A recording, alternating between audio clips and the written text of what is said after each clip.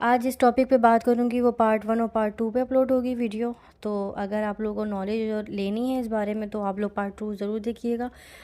एक पार्ट मैं अभी सुबह अपलोड करूँगी, एक शाम में, ठीक है। तो अवेयरनेस देनी है किसी चीज़ के बारे में, तो अगर आप अवेयरनेस लेना चाहते हैं, तो अगर कस्टमर हैं या फिर बिगनर्स हैं, तो आपको इन चीज़ों के डिफरेंस समझना बहुत ज़्यादा ज़रूरी है।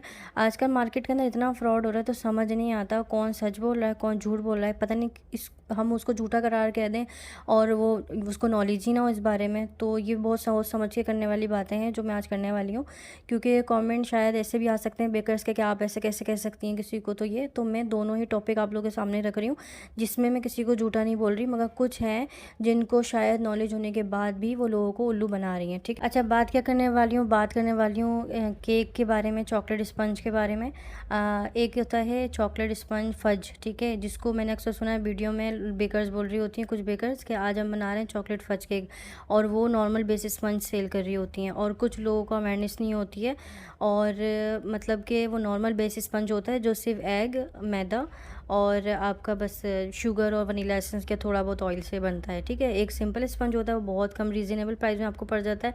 सिर्फ लेयरिंग और कवरिंग चॉकलेट ऐड करने से उसको स्पंज को चॉकलेट फज केक नहीं कहते हैं। फज जो होता है वो आपका स्पंज, ऑयल बेस्ड स्पंज होता है, वो बहुत ज़्यादा सॉफ्ट और बहुत ज़्यादा मॉइस्ट होता है, वो एक्सपेंसिव पड़ता है आपको, ठीक है। और जो सिंपल स्पंज होता है वो थोड़ा सा कम रीज़नेबल पड़ता है। तो बेकर्स को इन चीज़ों का डिफरेंस पता होना चाहिए। एक अगर अच्छी बेकर्स है और प्रोफेशनल काम कर रही है, एक चैनल चला रही है, तो उसको इनका डिफरेंस पता होना चाहिए कि मार्केट में क्या चीज़ सेल करनी है और क्या नहीं, और किस हिसाब से करनी है।